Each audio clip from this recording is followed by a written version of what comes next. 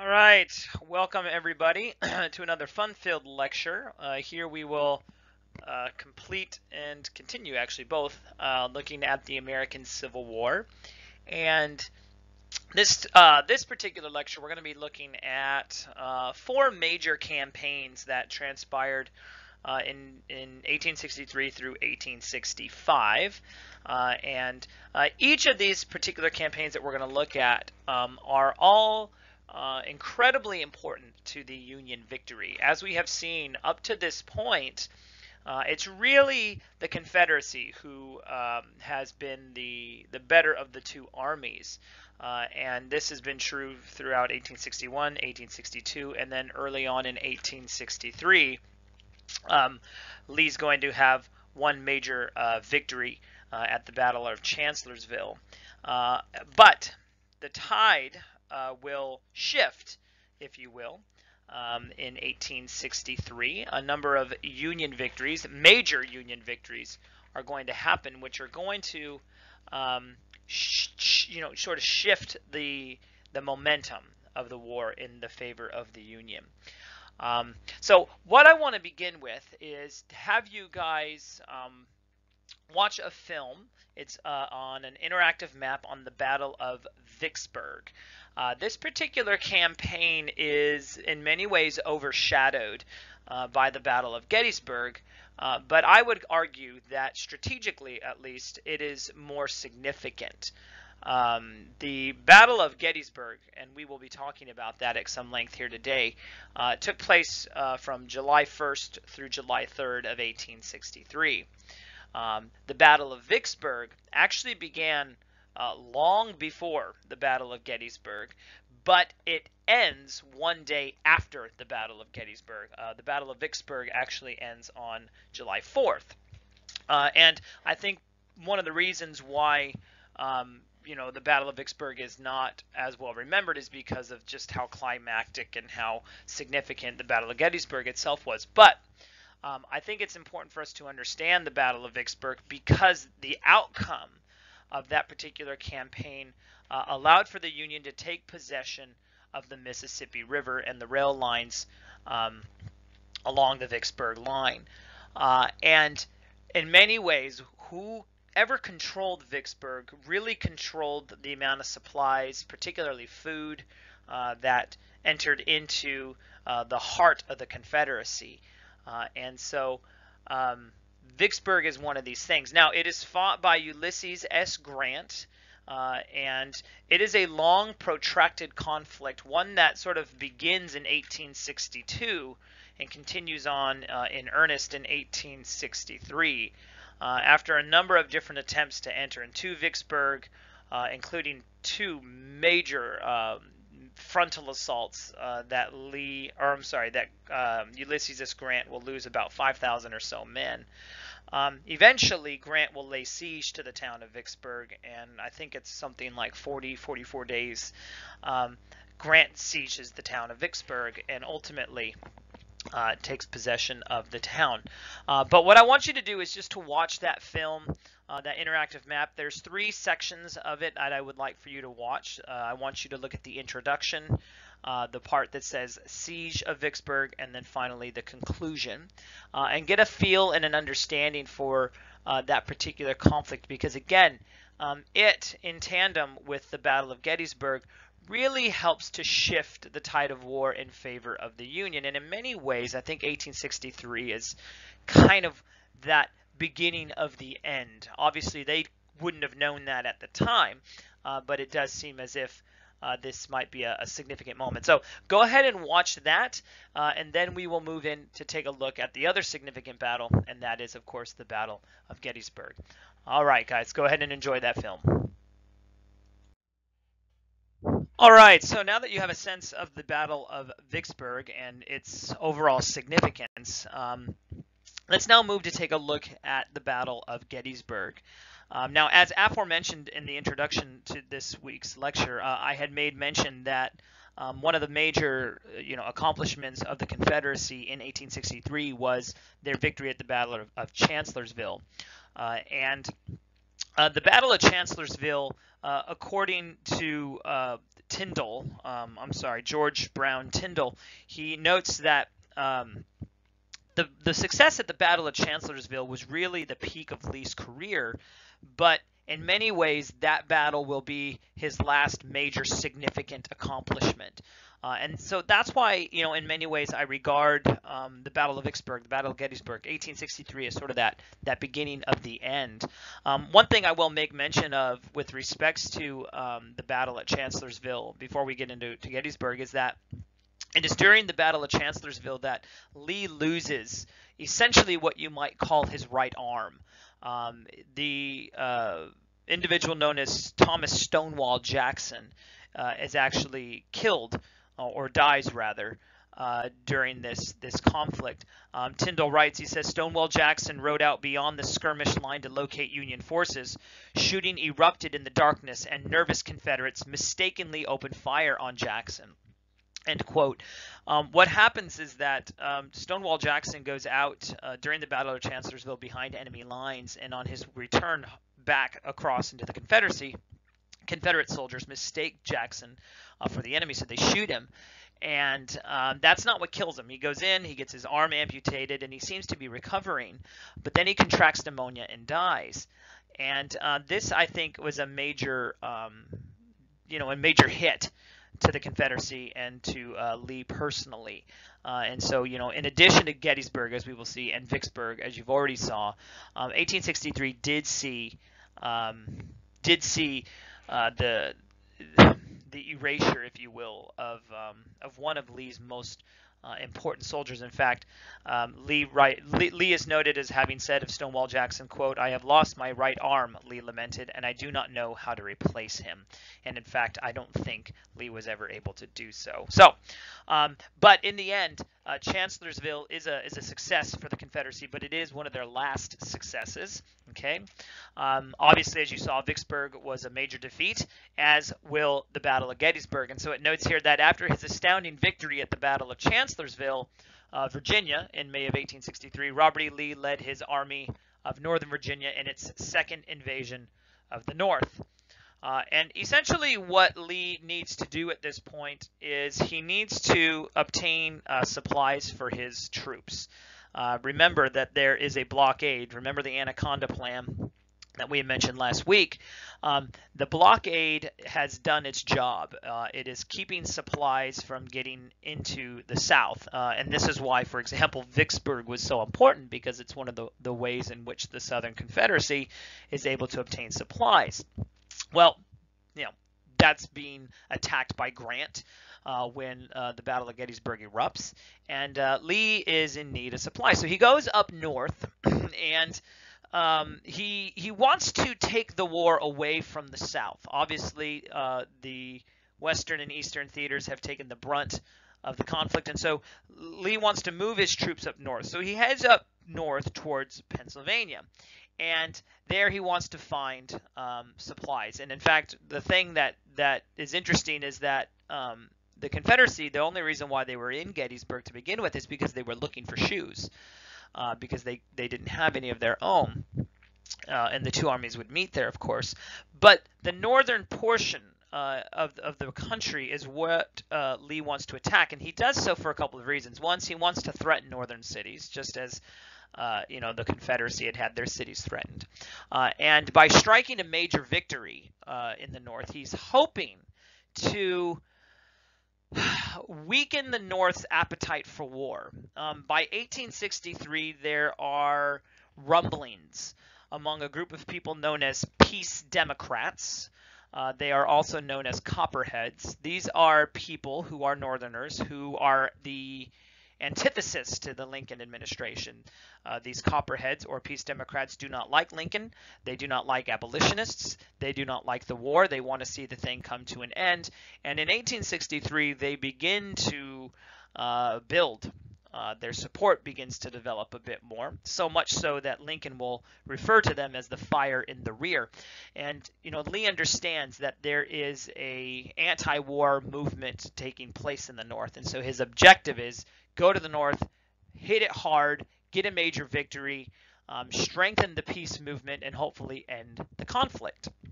And so that's his intention.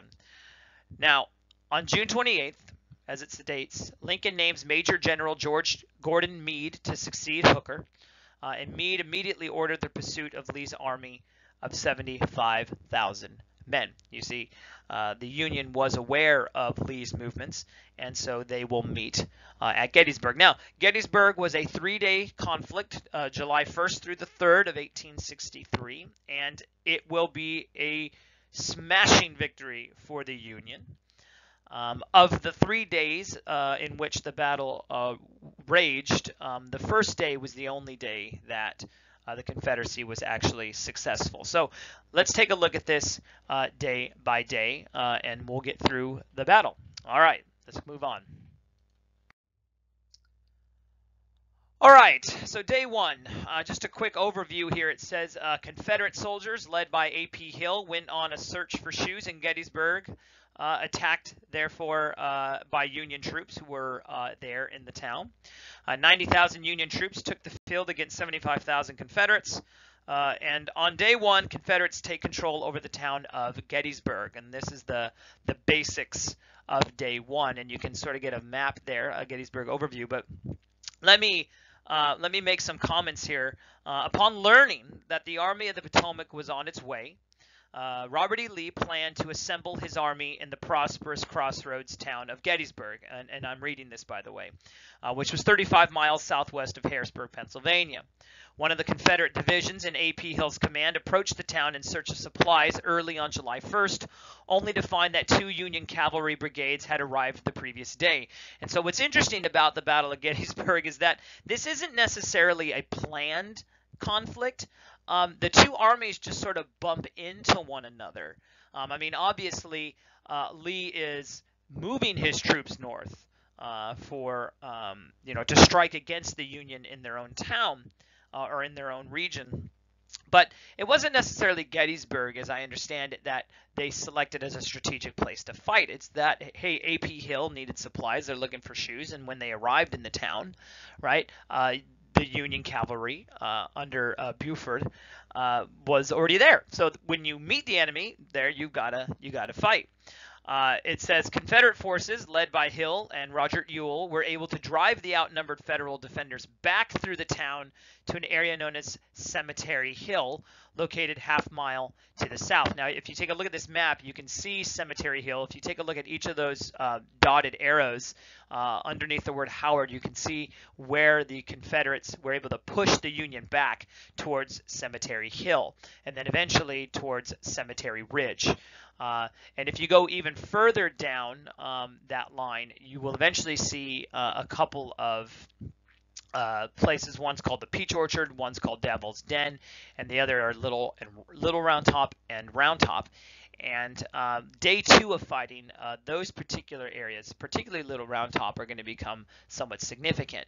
But on the first day of the battle, the Confederates are victorious. It says, seeking to press his advantage before more Union troops could arrive, Lee gave discretionary orders to attack Cemetery Hill to Ewell, who had taken command of the Army of Northern Virginia's 2nd Corps after Lee's most trusted general, Jackson, was mortally wounded at Chancellorsville. Ewell declined to order the attack, considering the Federal position too strong.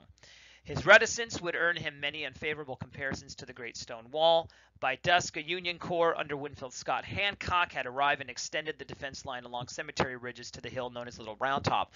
So after day one, because Ewell does not press his advantage and attack Cemetery Hill, this then allows the Union forces, and on this map you can see they're in blue, it allows them to move further south and to take possession of Little Round Top, Devil's Den, and what have you. And so day two is going to be spent attempting, at least among other things, to retake these particular strategic locations. Okay, but day one, Confederate victory. Okay, day two, not going to be as successful. All right, so here's day two, and if you take a look at this map, you can see that the Union forces moved further south from Cemetery Hill. They've now moved along Cemetery Ridge, and if you go to the center of this map, you'll see that sort of fishhook line. It's the longest line there of the Union forces. They've moved. You've got Hancock and Howard along Cemetery Hill and Cemetery Ridge. But then they've been able to move further south towards the Peach Orchard and Little Round Top. And Little Round Top is a significant location for day 2.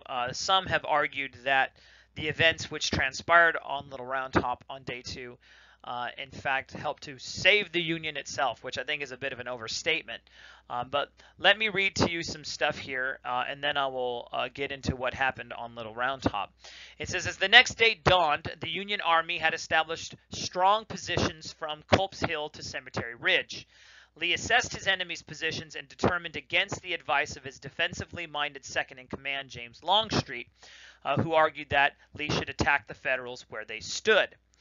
Lee ordered Longstreet to lead an attack on the Union left, while Ewell's corps would strike the right near Culp's Hill. It says, though his orders were to attack as early in the day as possible, Longstreet actually doesn't get moving until about 4 o'clock in the afternoon. And so, of course, the advantages that may have been present early on in the day would not be taken. It says, Lee orders General James Longstreet to attack at Cemetery Ridge. Confederate soldiers attack at an unprotected Union hill known as Little Round Top. But the reality is that at Little Round Top, you have a group of men who have created a line at the top of the Little Round Top. And on the right flank of that Union line protecting Little Round Top was Joshua Chamberlain, who was a colonel of the 20th Maine.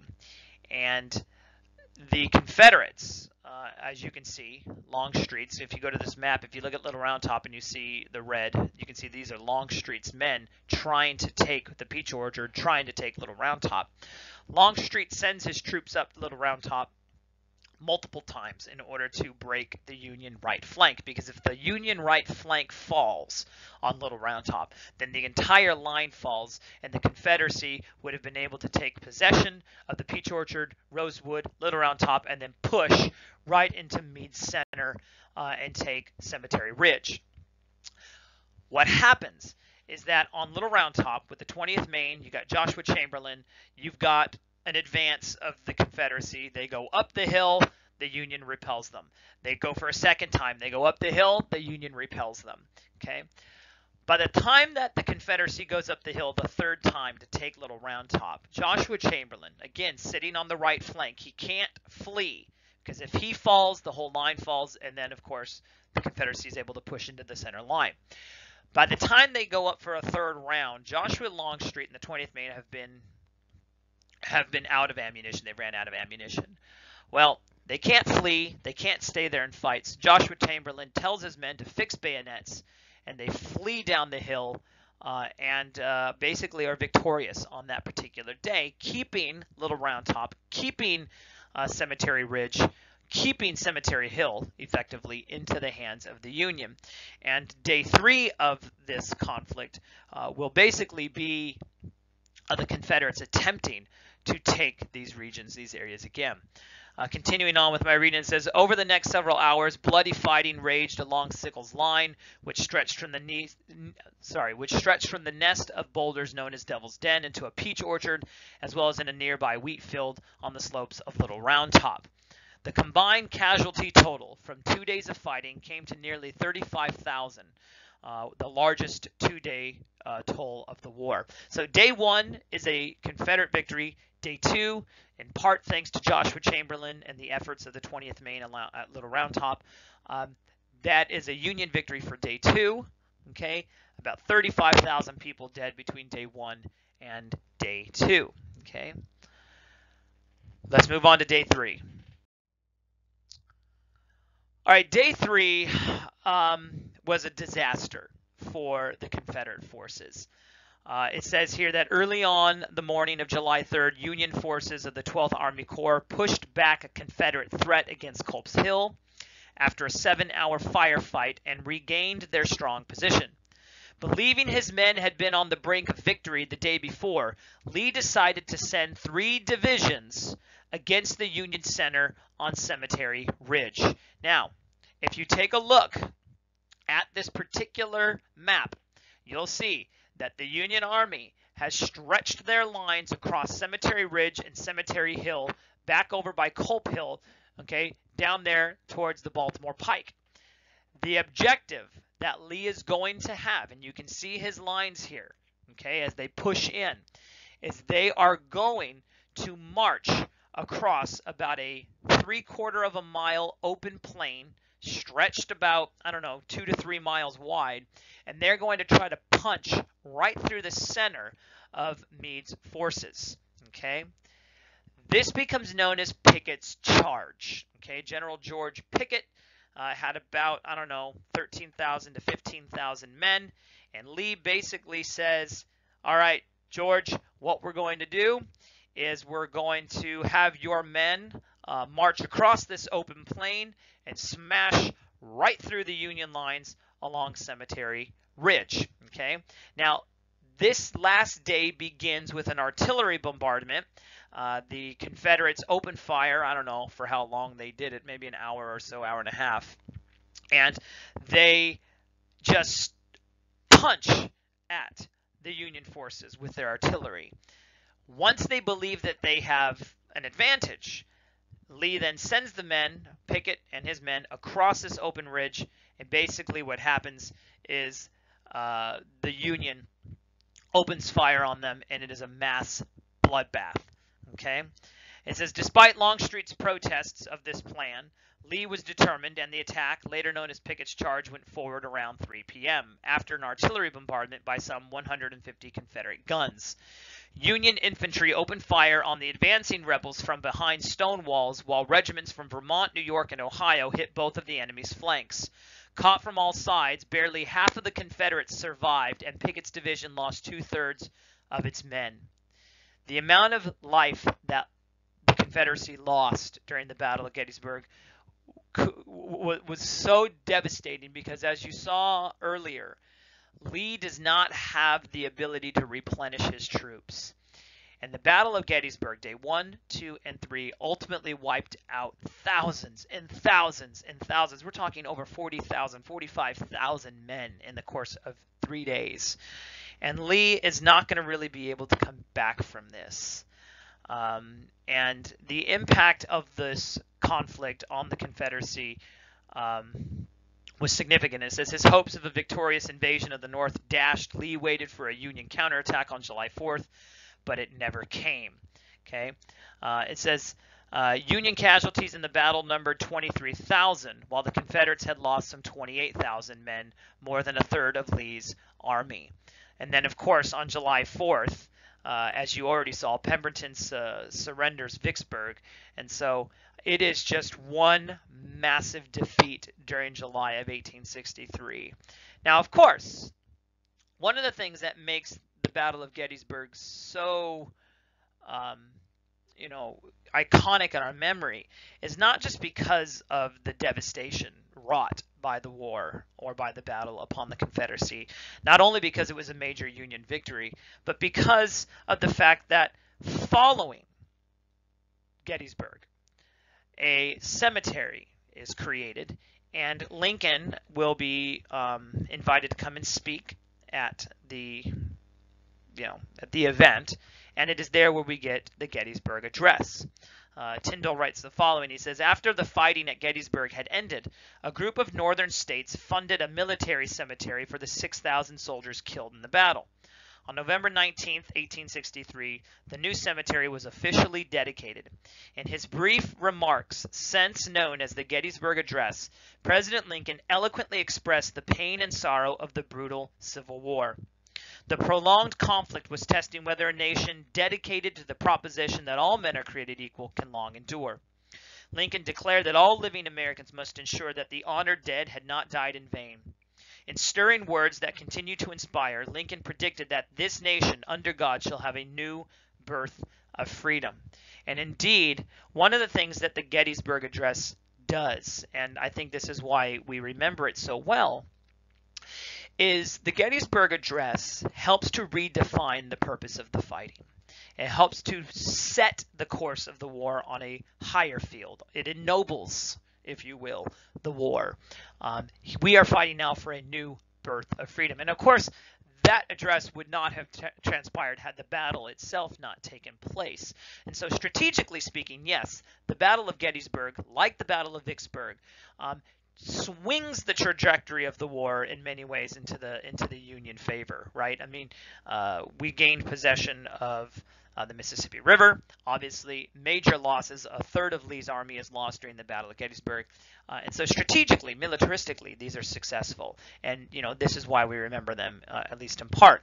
But again, I think that this speech helps to really solidify and make very iconic the Battle of Gettysburg. So, as before, there is a video on the Gettysburg Address, and so before you move on to the next section, I'd like for you to watch that and get a sense of the Gettysburg Address, and then come back and we'll finish out this lecture.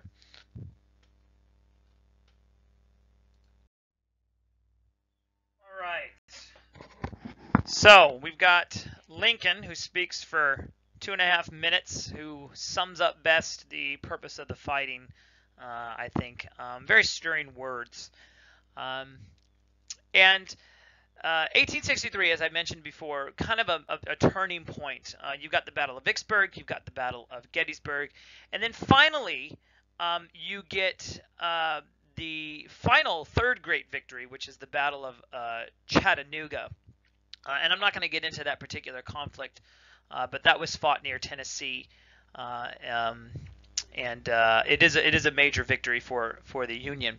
But a significant change is going to take place in the latter part of 1863, early 1864, and that is Ulysses S. Grant, who had sort of a rough time of it, if you will, at various moments during the Civil War.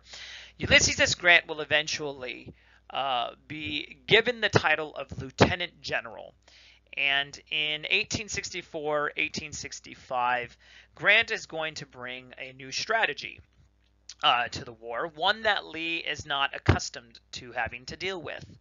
And we've alluded to this already, but Grant is the kind of individual that, despite heavy casualties, despite losses, he will continue to pursue his enemy. Other Union generals, McClellan, for example, wouldn't have done that. They would have, gone back to camp. They would have waited. They would have replanned. But that's not what Grant's plan is. According to Tyndall, it states, Grant brought with him a new strategy against Lee.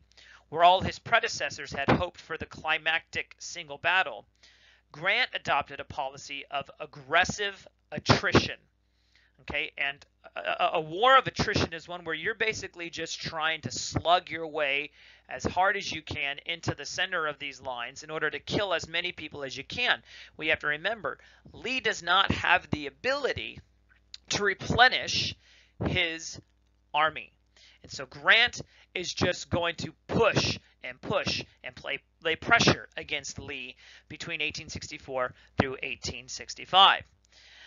Tyndall continues to state, Grant's unyielding faith that the Union armies were destined for victory enabled him to impose his tenacious will upon his troops. His infallible calmness in the face of adversity and danger inspired his troops, enabling them to survive defeats and endure savage losses. Okay. Commanding about 533,000 men, Grant planned to wage a war of attrition, in fact a total war, against the Confederacy by relentlessly attacking his lines without rest. In fact, he instructed General Meade that, quote, wherever Lee goes, that's where you go as well. You will stay on top of him in a manner that will never allow him to breathe. Okay? And so what Grant is going to begin to do, starting in 1864, is he is going to implement one half of a much larger strategy where he personally will chase Robert E. Lee's army all throughout the South and eventually into Virginia. This becomes known as Grant's Overland Campaign. And in the end, although there were some major losses and loss of life that transpired during this overland campaign, it is in the end very successful. Okay, and as I've mentioned, this is one part of this strategy. The other strategy, which will take place in the Western Theater, will be led by William Tecumseh Sherman as he marches into the South and basically wreaks havoc upon the civilian population. And so in many ways, between 1864 and 1865, what you have is Grant versus Lee, and Grant is specifically targeting Lee's actual physical army. And then on the other hand, in the Western Theater, you've got William Tecumseh Sherman in some ways versus Joseph E. Johnston. And they are basically attacking the morale and the desire that the Confederacy has to continue fighting. Okay. Okay, let's move on.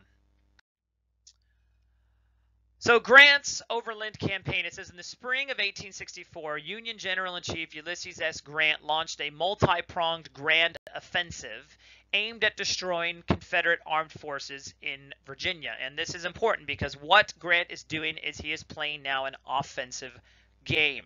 He is no longer going to be defensive. He's going to take it to Lee. And again, wherever Lee goes, you go. You stay on top of him. It says the main thrust was aimed almost directly south from Union camps to the Confederate capital. This march would pit Grant's Army of the Potomac against Lee's famed Army of Northern Virginia. Overall, it took 6 bloody weeks for Grant to slug his way from the Wilderness to the gates of Petersburg, and I have a map here to show you what that was. But he finally had pinned Lee's army down. The end was less than 10 months away. Okay, so let's move on to the next slide, and I can show you the map so you can sort of get a visual of what this is. Okay, starting at the most northern tip where it says the Wilderness, this is a map demonstrating what the Overland Campaign looked like.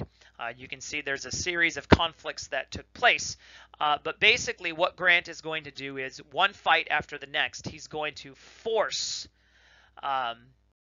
war upon Robert E. Lee and the Confederacy.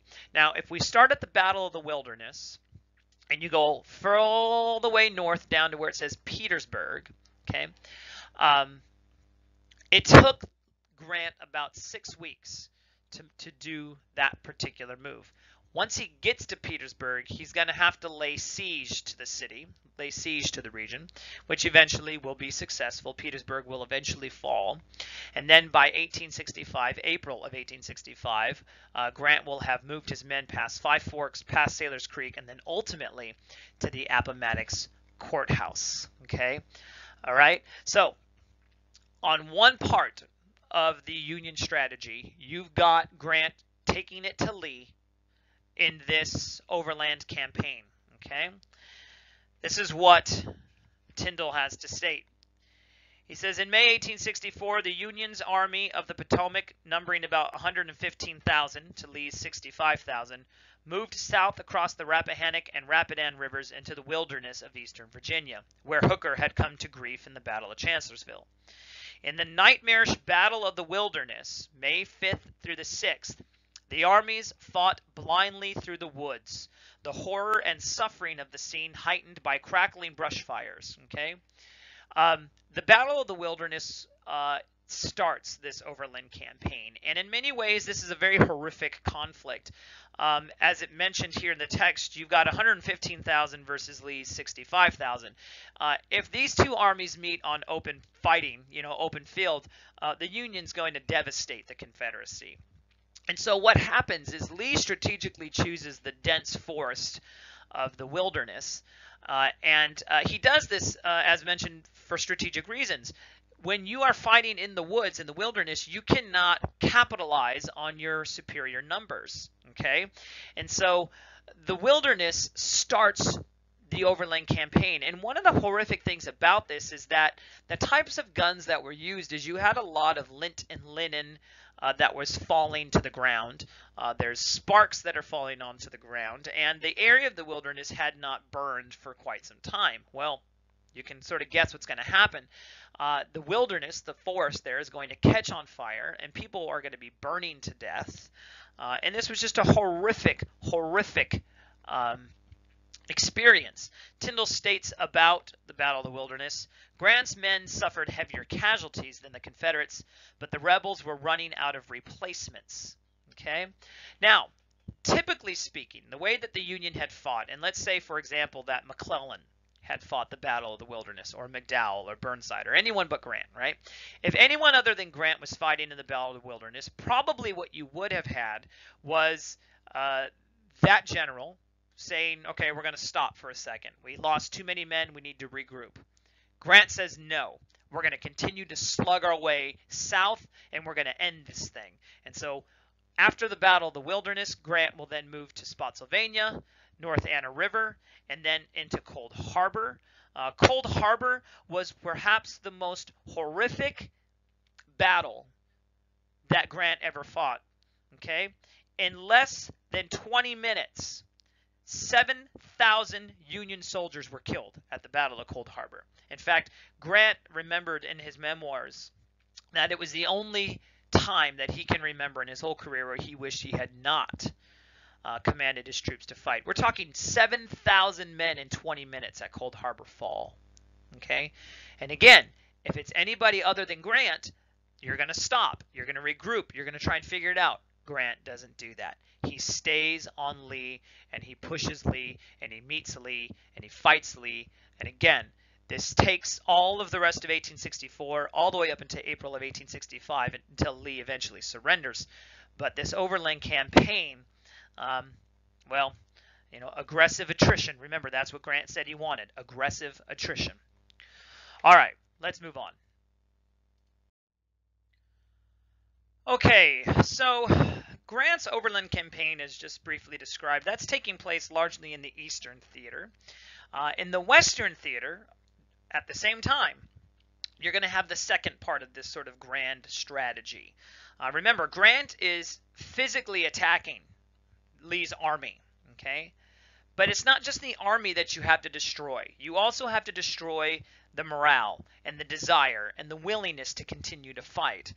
And so that particular job will be left to William Tecumseh Sherman. It says here, as Grant moved into the wilderness, Sherman moved his 90,000-man army south from Tennessee toward Atlanta and against Joseph Johnston's army of only 60,000. It says the purpose of this quote-unquote march to the sea was to frighten Georgia's civilian population into abandoning the Confederate cause. Okay, if you've ever studied the Civil War anywhere else, you may have heard of this. Sherman's march into the sea, or march to the sea, was one where he marches into various cities, various towns. He will destroy buildings as is necessary. He does not bring supplies with him. He basically tells his men to live off what they can find, you know.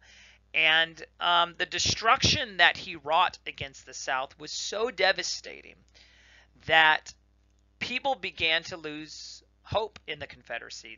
You can read letters and diaries from many mothers and daughters and wives and what have you, and they're pleading with their husbands to give up the cause. The Confederacy has failed them, and part of that is due to Sherman's actions in the South.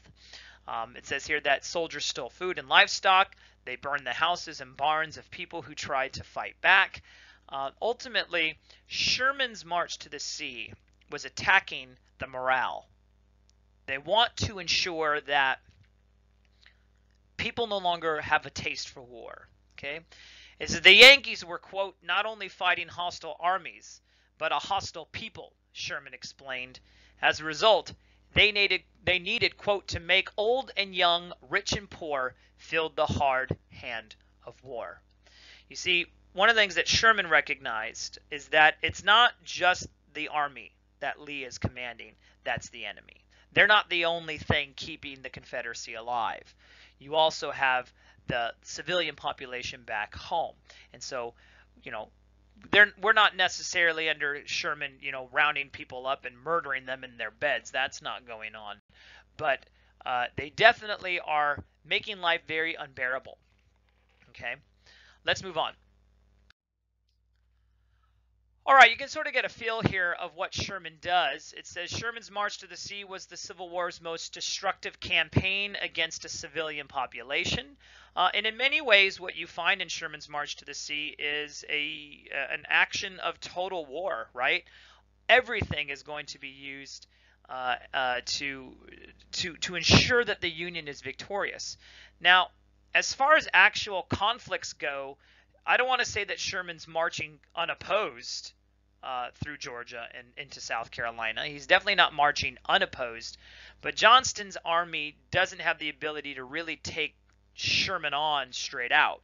And so you get a lot of diversionary moves by Johnston to hope to goad Sherman away from marching through the South. None of this stuff works, however. It says his march to the sea began in Atlanta on November 15, 1864, and concluded in Savannah on December 21. So Sherman completely abandoned his supplies, telling his men to live off the earth to prove to their Confederates that their government could not protect them from invaders. And this is a form of psychological warfare. And the destruction wrought by Sherman was significant.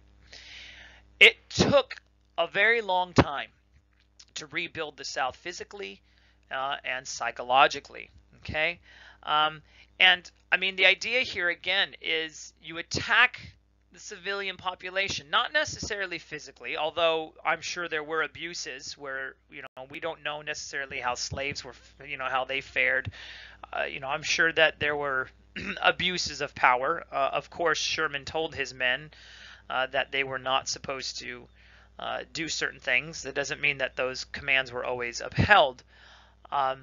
But Sherman is engaged in psychological warfare. I mean, his reputation begins to build. It begins to roll. When you hear that Sherman's coming, it strikes fear into your heart. And so, the idea is you just want to give up. You want to be done. Okay? So, Sherman wrought much devastation against the South. One witness reported, quote, immense and raging fires lighting up whole heavens. Huge waves of fire roll up into the sky. Presently, the skeleton of great warehouses stand out in relief against sheets of roaring, blazing, furious flames. Sherman's famous destruction of Georgia had begun. According to Tyndall, it says, more than any other Civil War general, Sherman recognized the connections among the South's economy, its morale, and its ability to wage war. And this is why I say this is sort of a two-pronged strategy. On one hand, you've got Grant and his overland campaign attacking the physical army that is actually fighting with guns.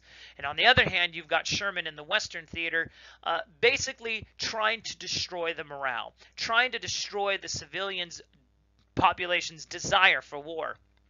He explained, and I quote, we are not only fighting hostile armies, but a hostile people, who must be made to feel the hard hand of war. Sherman wanted the Confederates to fear and dread us. When, after a month of ravaging the Georgia countryside, Sherman's army arrived in Savannah on the coast, his forces had freed over 40,000 slaves and burned plantations. In fact, Sherman will go on to state, he reads various newspapers who call Sherman a demon, who describe what he's doing as inhumane.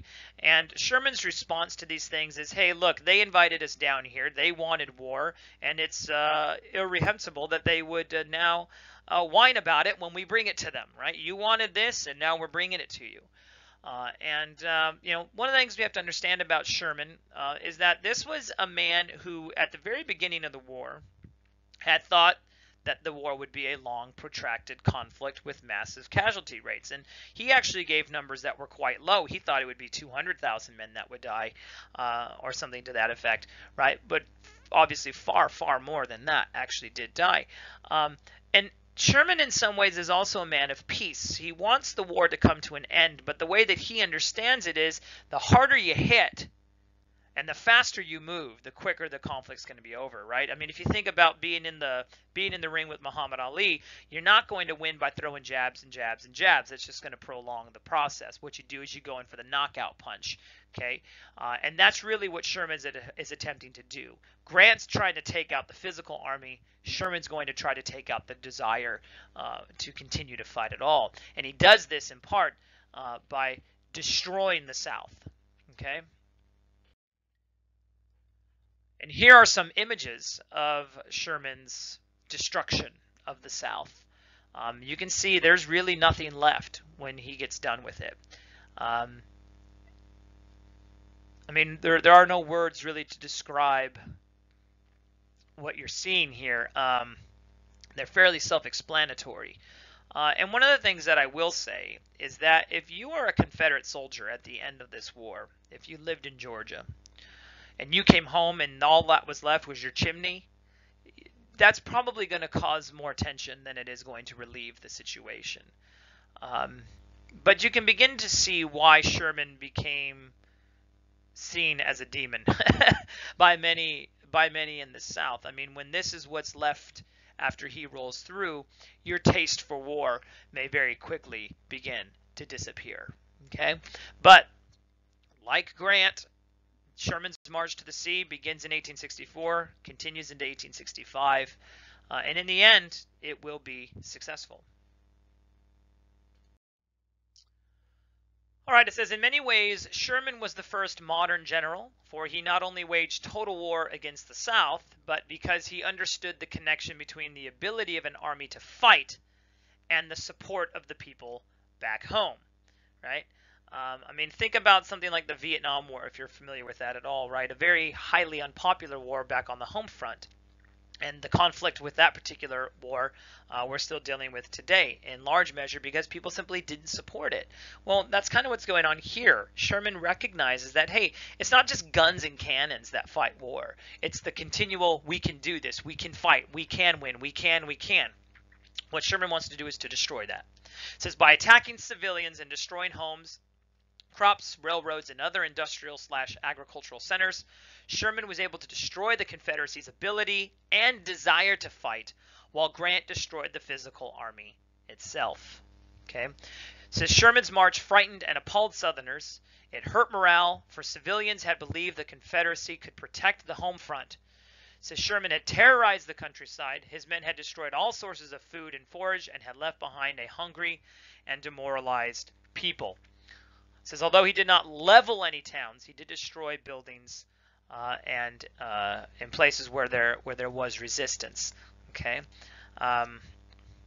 it's pretty intense. Okay, what was taking place with this march to the sea, and eventually, after Sherman gets to Savannah, Georgia, he then will move up north towards South Carolina, move his way towards North Carolina, and back up towards Virginia. But again, this is all taking place at the same time that Grant is plowing into Lee's forces. Okay, so let's now return to Grant. While Sherman wrought havoc upon the civilian population, Grant would meet Lee's army for the last time at Petersburg, Virginia, a vital southern rail center 23 miles south of the Confederate capital at Richmond. And as I showed you before with the map, it took Grant about 6 weeks to get from the Wilderness to Petersburg, where eventually he will engage in siege warfare. And once they get to Petersburg and have this prolonged siege, Grant will remain entangled with Lee's army, as it says here, until April 9th, 1865. When effectively the war will come to an end, when Lee will surrender to Grant's army at Appomattox Courthouse. Okay. All right, so Grant and Lee meet. It says Grant had nearly 100,000 men at his disposal at Petersburg, but the 20,000 Confederate defenders held on as Lee hurried the rest of his army of Northern Virginia into the entrenchments. Knowing that further attacks would be futile, but satisfied to have bottled up the Army of Northern Virginia, Grant's army dug trenches and began a prolonged siege of Petersburg, which finally ended on April 2nd, 1865. And by this point, in early April 1865, it's pretty clear Lee, his army hasn't eaten. He's even sent out requests from the neighboring civilians to feed the troops. They don't really feed them. By April 2nd, I'm not so sure Lee has concluded that he's going to surrender. And in fact, he won't until April 9th. But the reality is that, you know, you've got this moment in time where I think Lee recognizes that the inevitable is going to have to be, you know, articulated. The inevitability here is that the Confederacy is going to lose. Something significant to bear in mind, which we didn't mention, is that in 1864, Abraham Lincoln was reelected to the presidency, and a lot of the reason why Lincoln was successful is because of the success that Sherman had. In the election of 1864 in September, Lincoln was not so sure that he was going to win. You know, Grant, although he had successfully gotten to Petersburg, the conflict wasn't going so well between Lee and Grant, and it wasn't quite clear that the Union was going to win. And Lincoln was campaigning essentially on, we're going to keep this war going, we're going to keep this war going, while his opponent, George B. McClellan, was saying, if I'm elected, you know, we're going to begin the process of ending this war. Well, eventually the tide of the war turns in the favor of the Union. Sherman's march to the sea has a very positive consequence for Lincoln, and he is reelected to the presidency. And that, of course, means that the war is going to continue on, because that's something Lincoln intended to do. And so, you know, I mention that simply because by April, you know, it is pretty clear that Lincoln's not going to back off. It's pretty clear that, you know, you've got 20,000 troops. You cannot continue this for much longer. And indeed, Lee will not continue this for much longer. It says, bowing to the inevitable, Lee ordered his troops to retreat through the village and back across the Appomattox River.